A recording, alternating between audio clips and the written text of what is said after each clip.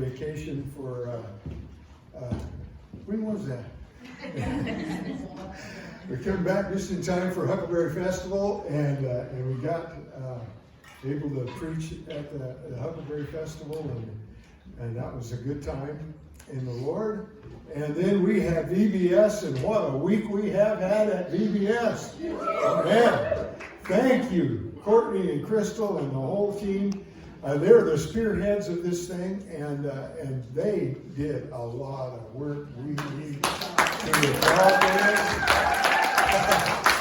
Oh, yeah. Hallelujah. They did a great job at VBS, and the whole team at VBS. If you were involved in VBS in one way or another, stand up.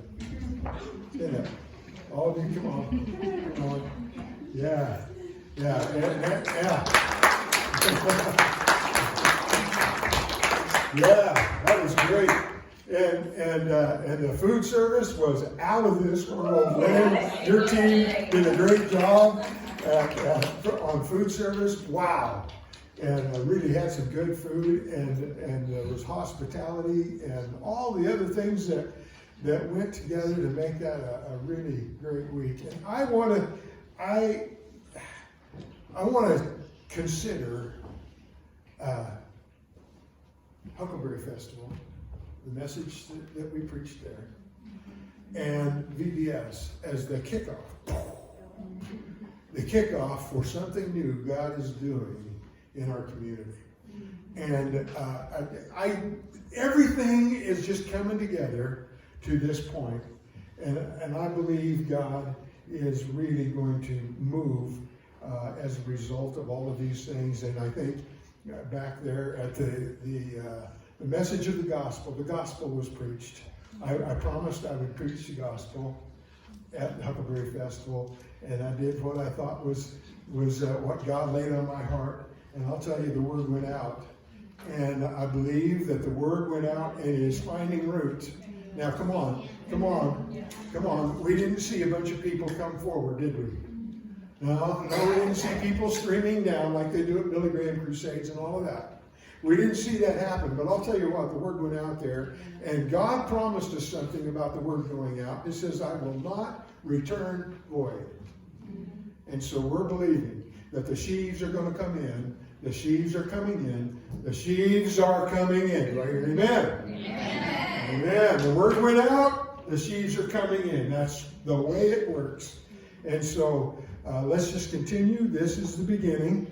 We got the gospel preached all last week. Every day, these kids got it drilled into their heads, time after time after time. Again, I am a priceless treasure to God. And whether they know God now or that's coming in the future, if they're believers or pre-believers, because you're one of two.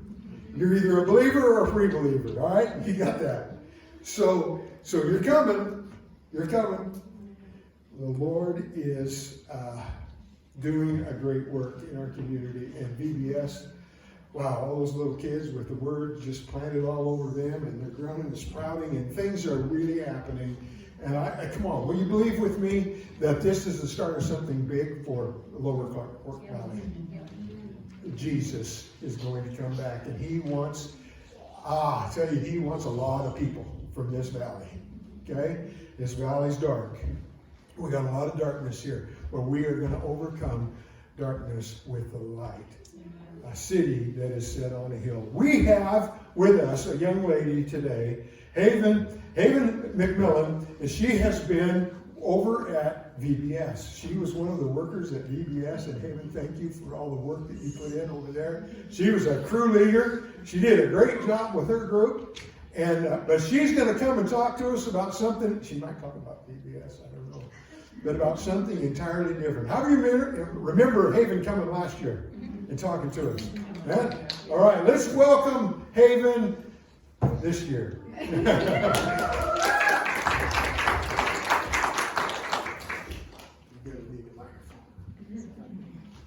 Good morning. How is everybody?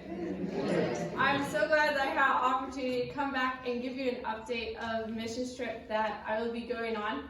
When I came in December, things looked a little different than they look now. I was going to be heading to Roatan, Honduras in May, right after the semester ended, the spring semester of college, but plans changed.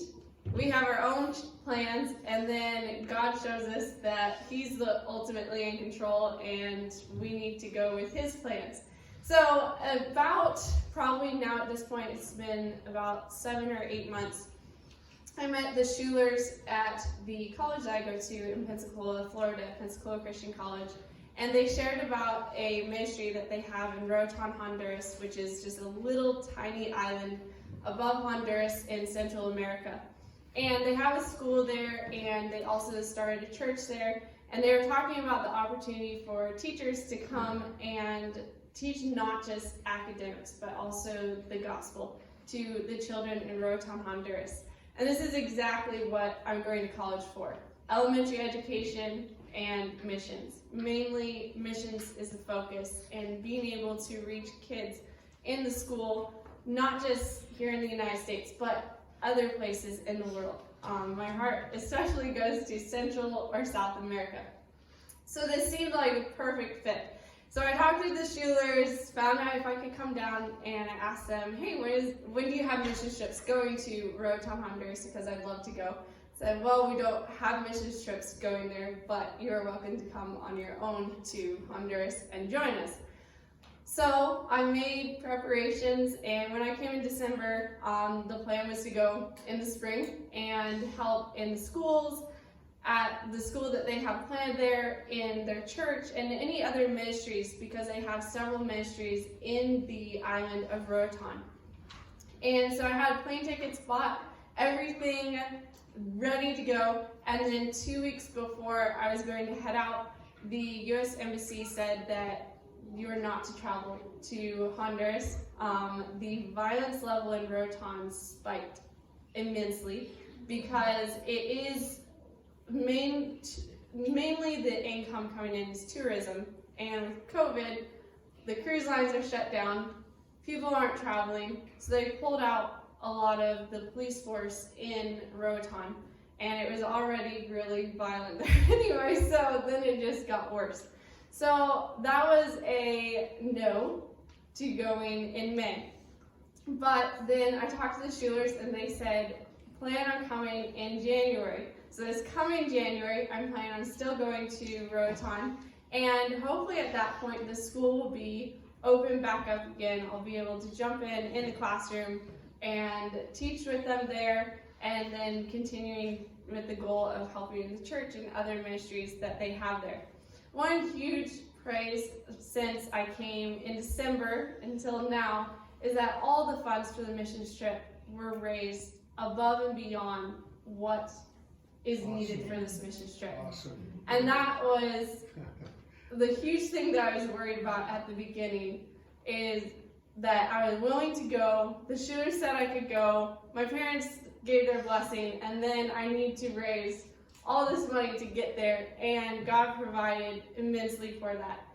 So even though I didn't go to Roatan yet, the doors were open so many different areas this summer to serve here in the Trout Creek area, and part of it was serving at Camp Elohim. Camp Elohim has an internship program, at least they started this summer, and you had to raise $1,500. So I asked my missions board, hey, I already have these funds raised for missions. This is a missions opportunity. May I use those funds? They said yes. And so that was something that was unexpected. I asked God, okay, I have this extra money, but what is this supposed to be used for? And so at Elohim, that was able to be used. And then also my plan is after this missions trip is completed, it's about 2 weeks, January 5th to the 21st, because I'm going home for 2 weeks for Christmas break, and then heading right from here to Roatan, and then right from Roatan back to Pensacola Christian College for the spring semester. After this mission trip is done, I'll be giving part of the funds to the Schulers to help with their ministry there, because all the teachers are missionaries. They need to go out and raise their own funds to support themselves on the mission field in Roatan. So part of it going towards that, and then for future mission trips. So this summer I was at Elohim for about 6 weeks. I was able to be cabin leader and counselor, and the huge thing was teacher. I absolutely loved being able to teach Bible lessons to the kids every single day, and that was just a realization of, yes, this is what God is calling me to do. It was amazing to go to a place that I had never been before. I had never been to church camp anyway, and so I have these 3rd and 5th graders, and they're asking, okay, what's going to go on this week? I don't know. I've never been at church camp before, but we're going to find out together, and we're going to make this an awesome week. And it was an amazing opportunity to talk to all the girls in my cabin and share the gospel with them. And a lot of it was going back to assurance of salvation and just showing them in the Bible they are in Christ and they're always going to be in his care. And then being able to interact with all the kids through the lessons. So that was the beginning of the summer, and then the opportunity of jumping right into VBS after finishing at Camp Elohim. I didn't give her a choice. Yeah. Hey, are you planning on helping? Yeah, sure. Kids are involved and the gospel is involved. And that is a huge goal of mine, is sharing the gospel, especially with children. And so the VBS was another awesome opportunity. I had a great group of girls, and just a lot of them already have that foundation of the gospel, and then seeing them being able to build on top of that throughout this last week. So at the table I do have a prayer letter. It's an older prayer letter because this week I'm planning on typing a new prayer letter because I wanted to include VBS, and I didn't know what VBS would be like until after the week. And also there is a place where you can sign up for prayer letters. I send out email prayer letters, and I love for you to be on the email list because I send out a prayer letter saying, hey, I'm going in about 3 or 4 weeks on this mission trip, and then just a couple of weeks later being able to share, okay, it's postponed until January. Even though I have raised all the financial support, still prayer is a huge part because God is in control of everything that's going on, and I really need wisdom on, okay, when does he want me to go? Right now I think he wants me to go in January. The plane tickets are booked. The Schulers are ready for me at that time, but as I saw the previous laid plans, God had different plans. And so knowing how much flexibility you need to have, my missions teachers at college are constantly drilling into us that a huge part of being a missionary is flexibility, because you cannot just have your own set plan because this mission trip, this is God's mission trip. As a Christian, our life is not our own life, it's God's life. And so we still need to be using every moment to the fullest, but still following his leading and what he needs to have for us to do. So I would love to answer any questions you guys have. I know it's been a little while since I came in December, and some of you haven't been able to meet yet. So did you have any questions about this mission trip or maybe this summer or went on there? Yes, Sophia?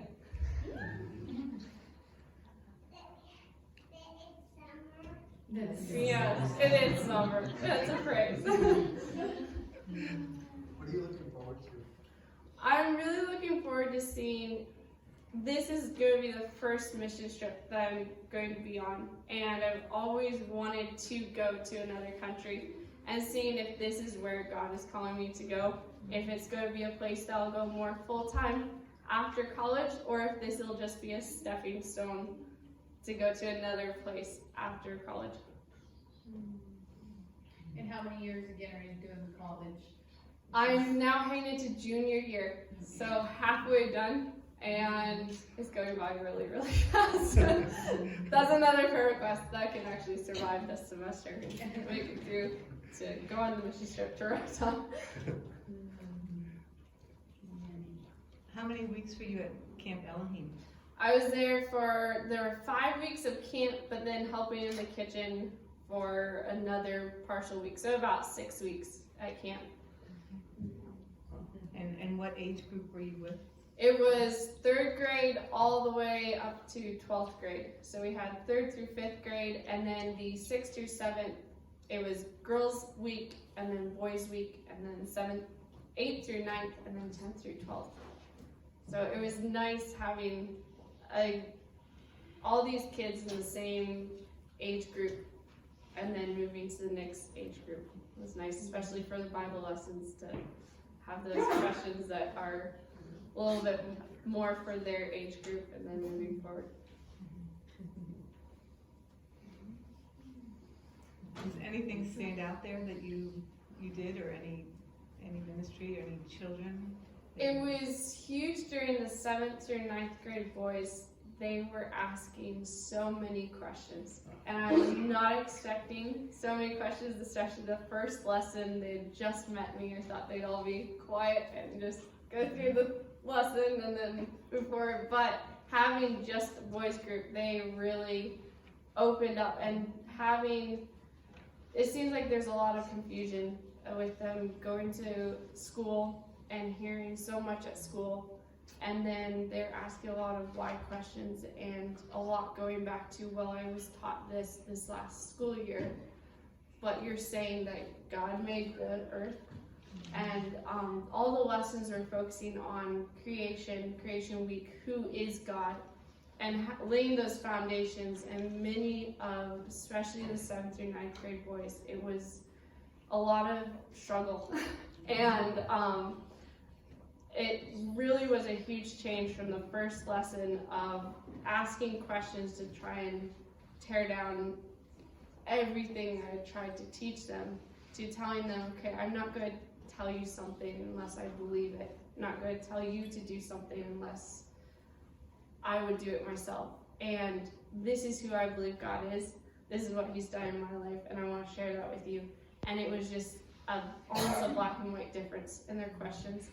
And so that was very eye-opening, because the mission field is here and in other countries, and it's huge here also. Will you be, is it English-speaking country? I don't even know. So in Roatan, it is a big mix of English and Spanish, because of them being a more touristy area. English is there. With the Schuler School, they want English immersion. So when I asked them, is there a problem that I don't know Spanish, I still need to work on Spanish, they said, no, that's great, because we want these kids to be immersed in English instead of you just falling back on Spanish when there's a little bit of a struggle. But that's a huge blessing with this mission trip, is that even though I don't know Spanish yet, it still is possible to go. Good place to learn. Yes, yes. Any other questions? Comments? Yes. So financially, do you need more then, since you use some here? Could you use more help, or are you good? For this mission trip, it's completely covered. But since I'm planning on continuing with mission trips, there will be in the future. But that's a huge,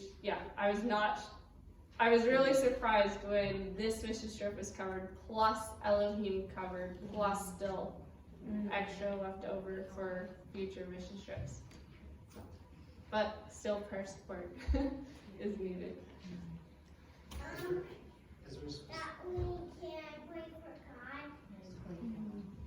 Yes. So they'll teach kids that. Is there a specific area you want prayer for? Huge thing is, especially with this mission trip being moved to a different time, is in every location realizing, okay, this is a mission field, and I don't need to be in a waiting period of going to Rotan to be sharing the gospel, and that was huge this summer, having that opportunity. Also, I really want the school open when I go, and that is with Honduras government. They are not steady with what they say. They say one thing one week, and then it switches to another thing. And so I would really love for the school to be open and the government to keep it open when I'm there. And also, COVID is still an issue of trying to get into the country. That was one of the big things I was still trying to figure out, is having a COVID test 24 hours before I leave the United States, plus finding one there to get back to the United States. And that can be something that in 24 hours, everything can change. So yeah, that's a little bit of a summary. I would ask you pray for her safety. Safety, yeah. My daughter's going alone to Honduras. I have the least of my worries, but Mom still works. I missed that, so how long are you going for? It'll be about 2.5 weeks. So it's a shorter mission trip, but I'm really hoping that I can do a longer one, but with college, trying to fit it in Christmas break. Yeah. So.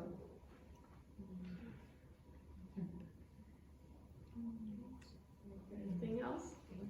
If you have, I really encourage you to, at the table with the red tablecloth, I have a sign-up sheet for putting your name and email are the two main things, because I'd love to keep you updated on what's happening, what happened this summer, giving a little bit more detail of that, what's going on with continuing with the plans for the mission trip, and then as it gets closer, updated prayer requests and praises, and then after the mission trip to be able to share a lot of what's happened through that prayer letter before coming back here. So if you can do that, that would be huge.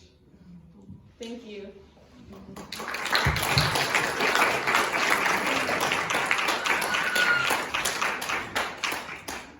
Thank you, Haven. That was a great job, great job. What I would like now is we're going to send Haven with our blessing. After service, Haven, you'll be at the back, I'm assuming, yeah. If you feel like blessing Haven more financially, feel free. I'm sure that even though the need has been met, there's going to be needs in the future.